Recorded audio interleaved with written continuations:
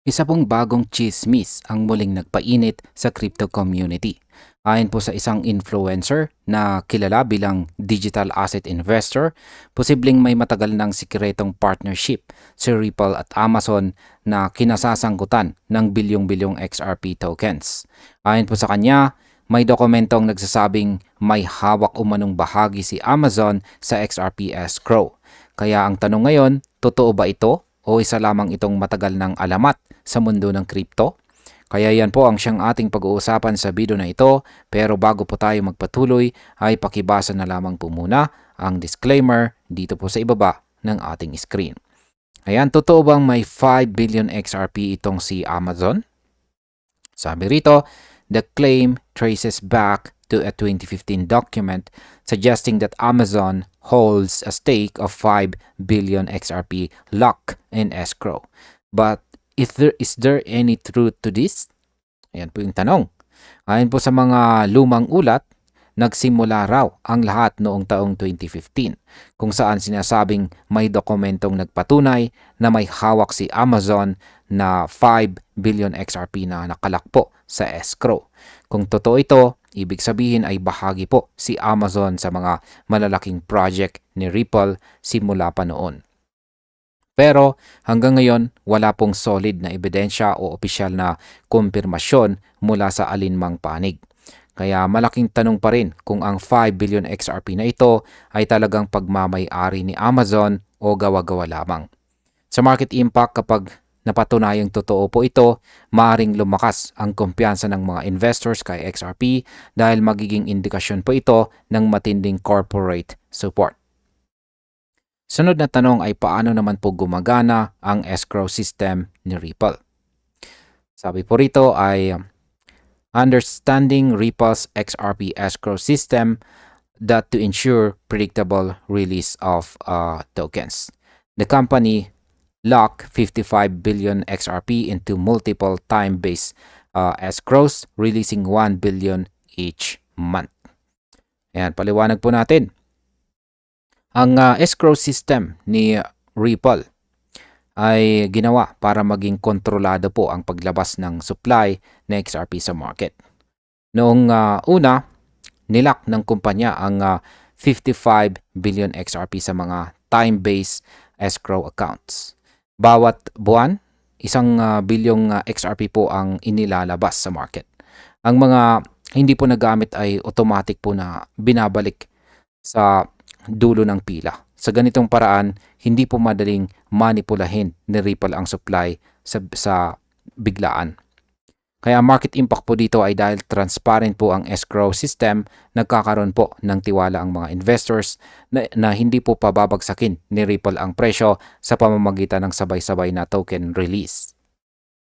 Ngayon ay bakit po transparent ang escrow contracts ni Ripple?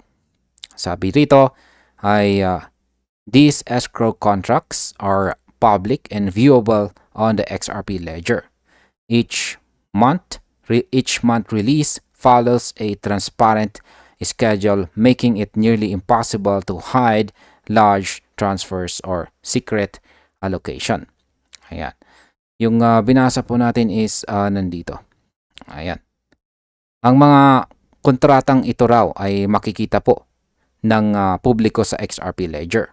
Bawat buwan may nakatakdang schedule kung kailan ilalabas ang mga token. Dahil dito, halos imposible para kay Ripple na magtago ng malaking transaction or gumawa ng lihim na allocation sa mga partner. Kaya kung talagang may kasunduan po sila kay Amazon, siguradong makikita ito sa blockchain data. Sa market impact, ang ganito pong transparency ay nagiging dahilan kung bakit nananatiling mataas ang reputasyon ng XRP bilang isa sa pinaka-regulated na crypto assets. Saan naman po nagsimula ang rumor tungkol kay Amazon? Sabi po rito ay Digital Asset Investors' recent post reference an old claim suggesting that Amazon negotiated a deal with Ripple in 2015. The alleged deal supposedly gave Amazon rights to 5 billion XRP locked until a later partnership announcement. Ayan. Ayan po yung document.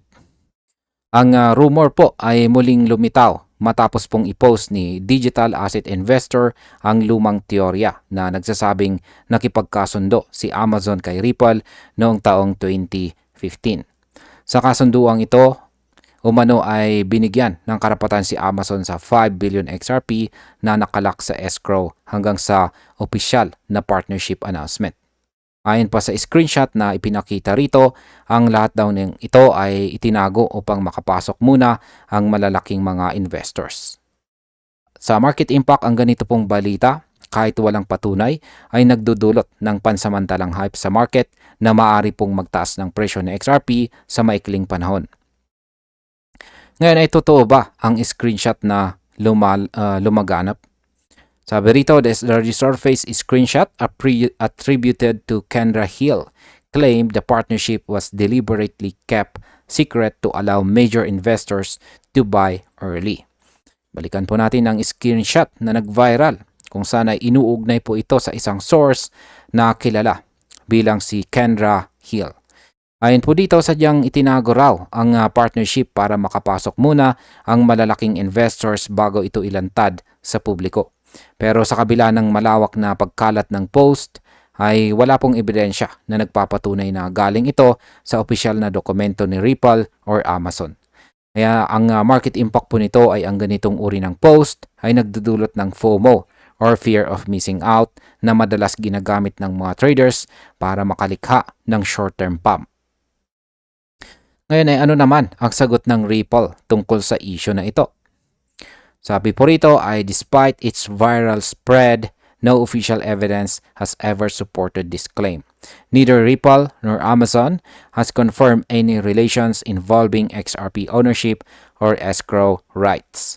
Ripple's public escrow transactions and disclosures also show no links to Amazon or any entity resembling it. Ano nga bang ibig sabihin yan?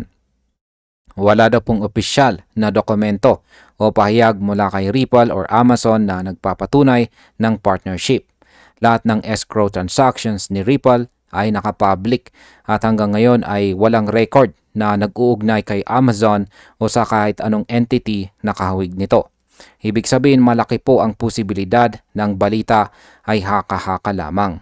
Kaya ang market impact po nito ay dahil wala pong opisyal na kumpirmasyon, unti-unting humihina ang hype at posible pong bumalik ang presyo ng XRP sa mas normal na trading range. Ano naman ang sinabi ng CTO ng Ripple tungkol sa escrow rights? Ayan. Sabi po rito tungkol dyan ay Ripple CTO David Schwartz recently explained how Ripple can manage its escrowed XRP. According to him, Ripple could sell the right to receive tokens that will be released from escrow in the future. It could even sell the accounts that the escrow completes into. Paliwanag po natin yan. Sabi po ni Ginoong David Schwartz, siya po ang CTO ng Ripple, ay may kakayahan po ang kumpanya na ibenta ang karapatang tumanggap ng mga token na ilalabas pa lang mula sa escrow. Pwede rin daw ibenta ang mga account na tatanggap ng mga token sa hinaharap. Pero malinaw po niyang sinabi na hindi ibig sabihin nito ay may control na agad ang buyer sa mga nakalak na XRP. Sa market impact, ang ganito pong kakayahan ay nagbibigay flexibility kay Ripple sa pag-manage po ng pondo. Pero maaaring magdulot po ito ng speculation sa market kung sino ang mga bibili ng future rights. Ngayon ay pwede bang kontrolin ng Amazon ang mga nakalak na XRP? Sabi rito ay however, such sales do not give buyers immediate control over locked XRP. The tokens would remain inaccessible until their scheduled release date. This means even if a company such as Amazon had acquired rights to future XRP releases, it would not yet hold or use the tokens. Paliwanag po natin yan. Kahit ibinenta po ni Ripple ang karapatan sa future na XRP, hindi pa rin daw magagamit ng buyer ang mga token hanggang sa nakatakdang release date. Ibig sabihin kung sakaling totoo man na si Amazon ay may rights sa ilang XRP escrow, wala pa rin itong access o kakayahan na gamitin ang mga iyon ngayon. Sa market impact sa ganito pong setup, hindi po agad naapektuhan ang presyo ng XRP dahil hindi pa naman nagagalaw ang mga token sa escrow. Bilang panghuling katanungan ay may karapatan ba talaga si Amazon sa XRP escrow? Sabi rito ay as of now, there is no confirmed evidence that Amazon has any rights to Ripple's XRP escrow. The claim remains unverified and no filings, corporate statements, or on-chain data support it. Ripple's escrow transactions continue to follow a predictable pattern, fully visible on the ledger. Paliwanag natin yan. Sa ngayon daw ay walang matibay na ebidensya na may karapatan si Amazon sa XRP escrow. Wala ring dokumentong legal, corporate filings o blockchain data na sumusuporta rito. Patuloy pa rin po ang regular na pag-release ng XRP mula sa escrow ayon po sa nakatakdang schedule at walang indikasyong may tinatago si Ripple. Kaya sa market impact, ang malinaw po na transparency ng ledger ay nakakatulong para hindi po agad masira ang tiwala ng market kay XRP sa kabila ng mga lumalabas na chismis. At bilang panghuli, ang aking opinion naman po tungkol dito ay ang chismis tungkol po sa umano'y koneksyon ni Amazon at XRP ay isa na namang patunay kung gaano po kabilis kumalat ang mga speculation or spekulasyon dito sa mundo ng crypto. Totoo na may kakayahan po si Ripple na magbenta ng future rights. Na-content po natin ang tungkol dyan. Pero hanggang walang opisyal na kumpirmasyon, mananatiling haka-haka lamang po ito. Bilang mga traders at investors ay dapat po tayong manatiling mapanuri at huwag po tayong basta maniwala sa mga viral na post. Kung sakaling lumabas po ang tunay na ebidensya sa hinaharap, malaki po ang epekto nito sa presyo at reputasyon ni XRP. Pero sa ngayon, mas mainam po na tumingin tayo sa mga nakikita nating datos sa ledger kaysa sa mga post sa social media.